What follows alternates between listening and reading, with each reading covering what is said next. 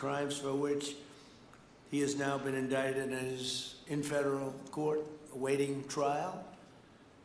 And he killed many people, millions of people, actually, and allowed jails, prisons, mental institutions, insane asylums, drug dealers, drug addicts to pour into our country totally unchecked because of sleepy Joe Biden's policy of open borders, the stupidest thing I've ever seen. We're getting them all out.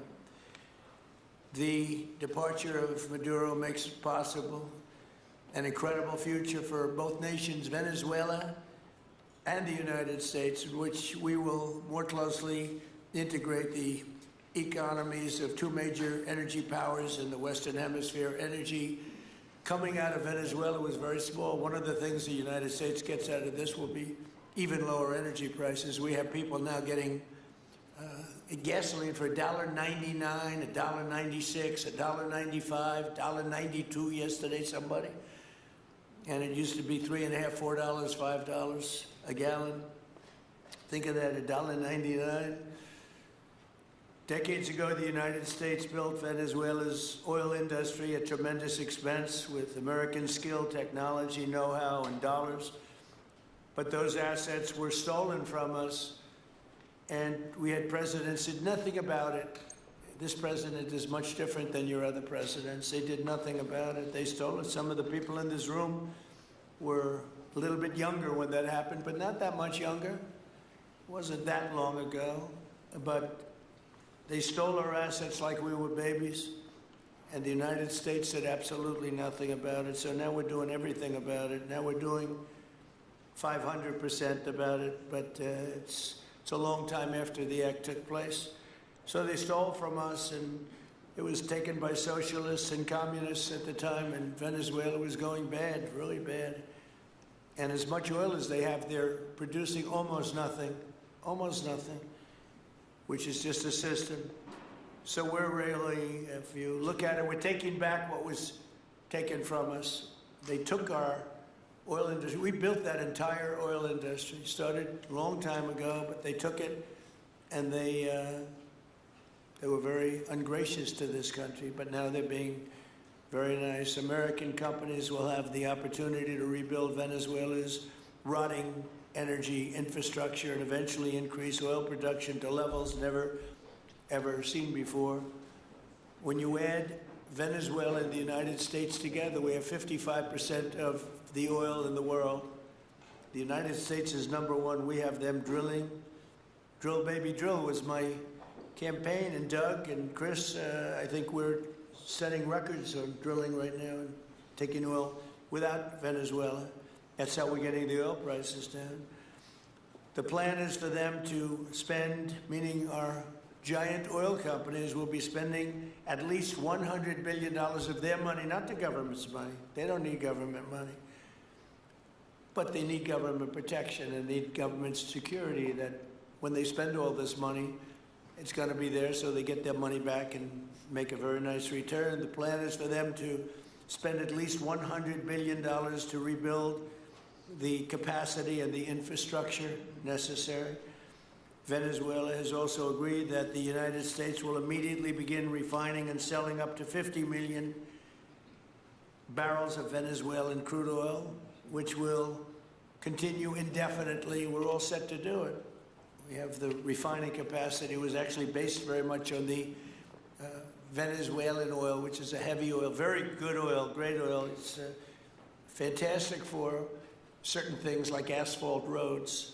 Best there is in the world for asphalt roads and other things. All of the companies here today are going to be treasured partners in bringing the nation of Venezuela back to life, restoring its economy, and generating great wealth for their companies and for their people, and also great wealth for the American people, and tremendous wealth for the companies that are going in. The companies that are going in, and if you don't want to go in, just let me know, because I got 25 people that aren't here today that are willing to take your place. So I just want to thank, these are people that I either know or I know of by reading lots of business magazines and journals and papers. These are the greatest oil people anywhere in the world. Harold Hamm, I see, is here. Harold, you know, there's a story about Harold Hamm that he can look at a piece of land, put a straw into the land, and oil pours out. Is that true about you? Whereas some of you guys have to invest hundreds of millions of dollars to find that oil, so we can't let that story be true. But they say Harold puts a straw into the land, and oil comes gushing out. So you're not a big R&D person, are you, huh? He's called Instinct for Oil. Now, he's got other problems, but we won't talk about those problems. But he's been a great supporter of mine for a long time, haven't you, Harold? So congratulations. But we have, and I think Harold would agree, we have the greatest oil men and women anywhere in the world sitting in this room right now. And we have a lot of people that will be back to see us sometime next week. We're going to have another meeting for another group. But we're going to do this very quickly. We can have this done almost immediately. So I'd like to thank you all for being here. I'd like to invite Vice President Vance to say a few words, followed by Secretaries Rubio, Burgum, and Wright. And then we'll have a few words from representatives that are here and to discuss their ideas, a couple of them. We have Chevron, which has been, where's Chevron? Where are you? Yeah, far right. No, I thought you'd have a better location. You were the only one that was there for all that. I used to call you and say, what the hell is going on with Venezuela? He stuck it out. I don't know if you made money or not, but you stuck it out. I got to give you a lot of credit for that. Mark Nelson, thank you very much. Exxon CEO Darren Woods. Darren, thank you very much. How's Exxon doing? Okay? All right, thank you very much. They'll do a lot better now, won't they? Huh? Exxon's been amazing. It's been an amazing company. And ConocoPhillips CEO Ryan Lance, thank you very much. So you guys could say something, and then we'll take some questions from the press. And if anybody else would like to speak, we'll have you speak. We have all the time in the world. This is a big subject. This is massive wealth, and more importantly than massive wealth, it leads to lower taxes and a lot of jobs for Americans and for Venezuelans, but for Americans in this case. And I just, again, appreciate you all being here. And I'd like to ask JD to say a few words, please. Thank you.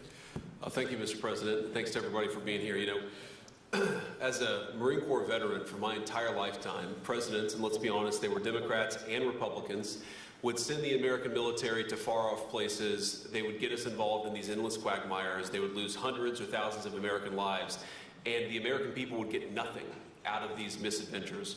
And now you have an American president who's empowered the American military to stop the flow of drugs into our country and to ensure that we, as opposed to our adversaries, control one of the great energy reserves that exist anywhere in the entire world. And he did it without losing a single American life in the process. It was an amazing operation. It's going to make our country richer. It's going to make our country more powerful. It's going to make our country safer. And it's going to lead to the decline, the further decline of drug overdose deaths in the United States of America. An amazing thing, and I'm happy to be here to talk about how we can make it an even bigger and better operation for the American people. Thank you, sir. Thank you very much. Marco? Thank you, Mr. President. And I think this is a reminder that everything this president does, everything President Trump does is with the American people in mind. It was not in the national interest or national security of the United States and of our people to have in our own hemisphere a country, not just with vast energy reserves, but controlled by an indicted narco-trafficker who flooded our country with illegal immigration, including drug gang members, openly cooperated with drug gangs, and by the way, stole the wealth of that country to fund a repressive regime and also benefit adversaries such as Iran. All of that is now changing. As part of this process, the first phase, of course, is the phase we're in now, which is the stabilization phase. We do not want to see destabilization in the country. We're working very cooperatively with the interim authorities there to provide a market for the sale of the wealth of Venezuela in such a way that benefits the people, both of the United States, but also the people of Venezuela. And as a reminder to everyone, the President announced this just 2 days ago. Every penny, everything they buy with the money that they're making from the oil now, Mr. President, will be bought from America. And that includes everything from equipment for the oil industry to food to medicine and everything in between. The second will be a phase of recovery, and then some of these phases will interlap, and that is to have a normal economy again where the money goes to the benefit of people, not the benefit of our adversaries or the benefit of elements in that country and around the world that are against our interests, at the same time as a process of reconciliation has to happen internally among the different sectors of society and politics and the like. And finally, the third phase, which is the most important of the three, is when the country fully transitions into a normal country that we have strong economic and diplomatic and relations with, that is friendly towards the United States, that's not a foothold for our adversaries, that serves our interests, but also the interests of the people. It'll be a country that is wealthy, a country that is prosperous for the people, not for a handful of criminals, but also a country that is supportive of our interests in the region and throughout the world. And we thank you, Mr. President, and the team you've assembled that have brought us to this point. A lot of work remains, important work, but this is historic. Okay. Thank you very much. Doug? Well, Mr. President, I want to thank you for your leadership, not just as President, but as Commander-in-Chief. The boldness, the execution, the breathtakingly precise work that you've delivered both in Iran back in June and here has changed the field for the whole world. And you always ran about the idea of peace and prosperity. And in Venezuela, as you know, this was a playground for every bad actor in the world. We had Russians, or Iran, terror groups, all of them profiting from this criminal organization that was pretending to run the country. That makes America safer. You've secured the border, we're stopping the flow of drugs, and now with the normalization of relationships on an economic basis, it's going to mean tremendously for the prosperity of the American people. So I just want to say again, congratulations to you and to the entire leadership team. It's been an amazing, historic week on the scale of things that we haven't seen perhaps for 125 years in terms of the U.S. Exerting its influence over Latin America in a way that's going to make a change for generations. And on behalf of all the oil executives that are here today, Chris and I want to say thank you to all of you. It's your technology, your innovation that has put America in the place where today we are the most energy dominant country in the world. And that position is what's allowed us to take the action that we're taking with statecraft, with military action. None of that would happen if we were dependent on everybody else for energy. So you're a big part of the reason that we're able to move the way we are today, and we're grateful that you're here to be part of the solution going forward. Thank you, Doug, and you are doing a fantastic job, and we appreciate it. Everybody appreciates it. They know who's doing well. Chris Wright? Thank you, Mr. President. Yeah, what we've seen in the last week is leadership matters and credibility matters. Venezuelan oil has been sanctioned for many years, and the oil just flew, those sanctions were not enforced. That oil just floated out, trafficked by bad actors of the world. The resources weren't gone to a central place. The corruption and decline of Venezuela has been a crisis for the people of Venezuela, and as Secretary Rubio said, massive spillover effects in the United States, in crime, in drugs, in kidnappings, and in taking a huge resource base and making it not exploited, not developed. The whole world is a poorer, less opportunity-rich place because of that. When you have materials underground, they've been underground for 1 million years. That does not make them a resource. That does not make them valuable for your country, your people, or the world. They only become a resource with technology, with capital, with rule of law, and a system of governance that encourages the harvesting of those resources to make the better world. And we see here the dramatic contrast between the United States, which may have less oil underground than Venezuela. We have 20 times the production of Venezuela, 20 times the impact of human betterment, massively better quality of living here in the United States. That was at risk under the last administration. We've seen a lot of attacks on the energy that makes the world go round. President Trump's election has removed those risks, has embraced reality about how the world is energized, and we are record production of oil in the United States, record production in natural gas in the United States. We've seen a meaningful decline in gasoline prices, diesel prices, travel prices because of jet fuel.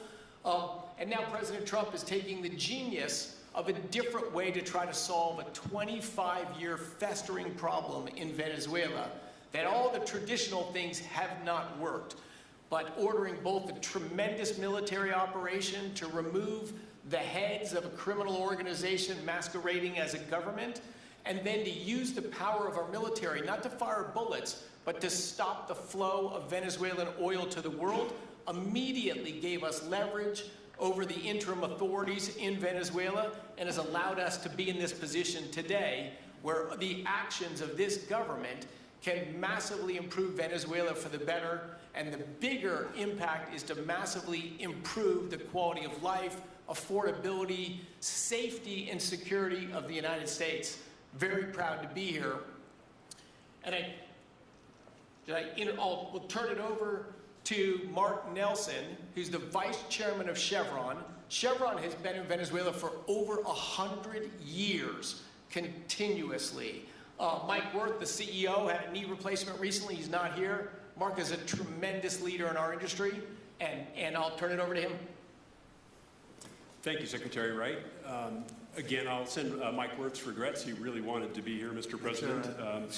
Great guy. On his behalf, I have 3 very quick thank yous and an assurance I'd like to provide you all. The first thank you, Mr. President, is to you. It's thank you for convening this gathering. It's thank you for your leadership, and thank you for continuing to keep American energy domination in the forefront. So thank you for that. Thank you very much. The second thank you actually is to the cabinet. So Secretary Rubio, Secretary Berg, and Secretary Wright, your ability and commitment to continue to engage with the parties around the table to keep the world working is greatly appreciated. So thank you for that. And the final thank you actually would go to our Venezuelan employees of Chevron. They have been working tirelessly to operate safely, protect the environment in country, and their dedication and skill will help us in this next chapter. And finally, I'll close with the assurance. For more than a century, Chevron has been a part of Venezuela's past. We are certainly committed to its present, and we very much look forward as a proud American company to help it build a better future. And so, Mr. President, thank you for your leadership. And you really suffered there. You stuck it out. A lot of people left. A lot of big companies left. Many of the people sitting at this table left because of the safety risk and other risks. But you stuck it out. I give you credit for that. Sometimes it was hard. I remember 6 months ago I told you to stay, just stay. Things are going to happen. You'll be very happy. I didn't know they were going to happen this fast or this conclusively. One thing I think everyone has to know is that if we didn't do this, China or Russia would have done it. And if China or Russia were a next-door neighbor, because essentially this is not around the other parts of the world so far away where you fly in an airplane for 24 hours before you get there. This is sort of a next-door neighbor if you think about it. And I told China and I told Russia, we get along with you very well, we like you very much, we don't want you there, not going to be there. And if we didn't do this, China would have been there and Russia would have been there. Maybe they both would have been there together, but they're not going to be there now. One thing I will tell them, and I will tell you, that we are open for business. China can buy all the oil they want from us there or in the United States. Russia can get all the oil they need from us, and they do like oil, even though they produce a lot of it. But China and Russia and everybody else is able to go, and we'll be open for business almost immediately. I have a feeling the $100 million will be spent $100 billion will be spent very, very rapidly by these very big, powerful, and rich companies, and I think they're going to be able to rebuild the infrastructure. And I hope it's going to be brand new as opposed to a rehab, because I know the tremendous difference between the new and the not so new in your industry. The new is much more beautiful, much better in every way, and actually much smaller. It's like everything else, gets smaller and stronger. It's a combination of smaller, better, and stronger. So I hope you're going to build all brand new stuff, rip out the old crap that's been there for so many years, and do it the right way. You're going to be there a long time. If we make a deal, you're going to be there a long time. If we don't make a deal, you won't be there at all. It's, sort of interesting. But again, China and Russia would have been there if we didn't do this. And the other thing people ask about the second wave, I don't think it's going to be necessary. We have an armada, a giant armada like nobody's ever seen in that part of the world. And it's stationed off the coast. And we are getting along so well with the people that are involved in representing Venezuela that I don't think we're going to have any, I don't think it's going to be necessary to do the second wave. We were planning on a second wave, but the first wave was so powerful and so good and so strong And frankly, the people in the country, they did the right thing. They were smart. They did the right thing. They didn't want to go through a second wave. But we've got a tremendous number of the most powerful ships in the world right there. I don't think we're going to have to use that. I'm happy to say that. I don't think we're going to have to use that at all. If I could ask Chevron, you did a great job. I want to thank you. And ExxonMobil, if you would say a few words, and then followed by Conoco, great companies, massive companies, great companies. Exxon, please. Sure. Thank you, Mr. President. I appreciate the invitation and the opportunity, frankly, for the entire industry to show up and provide a perspective. Frankly, we've been kind of unresponsive to the press regarding Venezuela. I guess today's the opportunity to address the press directly with respect to a number of questions that have been asked of ExxonMobil. First and foremost, obviously, is the interest that we have in Venezuela. And I think, the way I would position that, I think one of the reasons why we see many of the industry players here is we're in a depletion business for a product that is in great demand and will be in demand for many, many, many decades to come. And as a depletion business, the biggest challenge we have is finding resources. There's an opportunity in Venezuela with all the resources there. Is we don't have that challenge of finding, we have the challenge of developing those resources. So I think it's in the best interest of these companies and frankly society as a whole for the industry to be interested in understanding what the opportunity here represents. I'll just share a philosophy that ExxonMobil has when we enter countries, because we do business all around the world in a number of different regimes. We take a very long-term perspective. The investments that we make span decades and decades, so we do not go into any opportunity with a short-term mindset. And there's a value proposition that we have to meet. It has to be a win-win-win proposition. Obviously, it has to be a win for the company and our shareholders and to generate a return for the investments that we make. It has to be a win for the government. The resources are an important source of revenue that help support the people of the places that we do business. And it has to be a win for the people. We have to be wanted there and to be a good neighbor. And those three things ensure a stable, long-term platform for the large investments that we make for the long term. With respect to Venezuela in particular, we have a very long history in Venezuela. In fact, we first got into Venezuela back in the 1940s. We've had our assets seized there twice. And so you can imagine to re-enter a third time would require some pretty significant changes from what we've historically seen here and what is currently the state.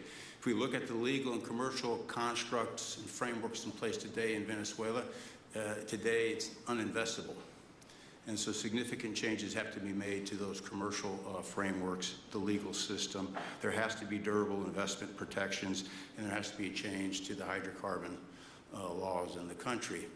We're confident that with this administration and President Trump working hand in hand with the Venezuelan government, that those changes can be put in place. And with respect to the Venezuelan government, that perspective we don't have a view on. We haven't talked to the Venezuelan government, and obviously we have yet to assess the people's perspective with respect to ExxonMobil entering the country. In the short term, there are things that can be done while the longer term issues are being worked. For us, we haven't been in the country for almost 20 years. We think it's absolutely critical in the short term that we get a technical team in place to assess the current state of the industry and the assets, to understand what would be involved to help the people of Venezuela get production back on the market. With the invitation of the Venezuelan government and with appropriate security guarantees, we are ready to put a team on the ground there. We also have a integrated set of capabilities from production to refining to trading, and I think we can be of assistance to getting the Venezuelan crude to market and realizing a market price to help, again, with the financial situation in Venezuela. So those are my short-term perspective that I have. I'd say maybe close with a thank you, Mr. President, for the work that you've done to secure not only the national security, but the energy security of the region. And then thank you, Secretary Rubio, Secretary Wright, Secretary Burgum, for your leadership in this matter. Thank you. How long would it take you, Darren, as Exxon to, if we make a deal, how long would it take you to get in there and get started? Well, the first step, this technical team, as I talked with Secretary Wright earlier this week, we started from the beginning to put the team together so that if and when it was needed, we could hit the ground almost So you laid the immediately. groundwork. So we can hit the ground and within the next couple of weeks, start the assessment. Right. And then from there, we need to understand. That's what we want. We want speed and quality. That's what we want. Thank you, Darren. And Conoco, Ryan? Thank you, Mr. President. Appreciate the opportunity to be here too, and you've assembled a great team. And our congratulations as well for removing one of the terrible people in the world and bringing them to justice. It was quite amazing. I think you've given hope to the people of Venezuela again, which I think is quite remarkable.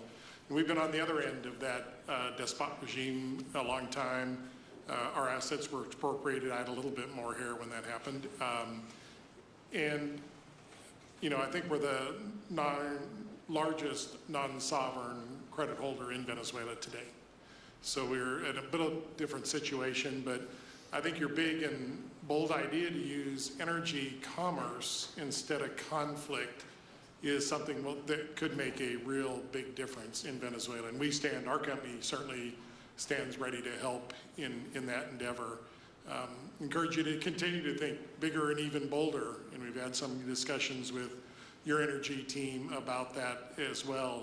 As we think about the other people that need to be in this room and in this discussion are the banks, and including probably the Exim Bank, as we think about how the debt needs to be restructured and the financing to deliver the billions of dollars that are required to restore their energy infrastructure. And I think as we think that big and bold, we need to be also thinking about even restructuring the entire Venezuelan energy system, including PDVSA. And I think if we can do that and think bold, there's an opportunity to be quick, fast, and restore the quality of what's happened in Venezuela, or what's been lost in Venezuela over the course of the last 25 years. So thank you for this opportunity. Well, thank you very much, and you'll get a lot of your money back. We're going to start with an even plate, though. We're not going to look at what people lost in the past, because that was their fault. That was a different president. You're going to make a lot of money, but we're not going to go back. You left a lot of money behind, I guess, huh? What number? 12 billion. How much? 12 billion? Well, good write-off. It's already been written off. It's been all right, thank you. You'll make it back one way or the other. You're all going to do very well. I think really very well. Marco just gave me a note. Go back to Chevron. They want to discuss something. Go ahead. I'm going back to Chevron. Marco. Thank you, Marco. Was there a question, Mr. President? Yes, go ahead, Marco. What are you saying here? Mark, Big if you increase. can update us on operations in the ground and with the appropriate approvals, what you might be able to achieve in the next 12 to 18 months, give us a little view from the ground. You bet, you bet. So today Chevron has 3,000 employees in 4 different joint ventures in Venezuela today. And over the past 5 to 7 years, they've taken production from about 40,000 barrels a day to 240,000 barrels a day, essentially getting those facilities and that equipment up to standards that would be something that people in the room would be more accustomed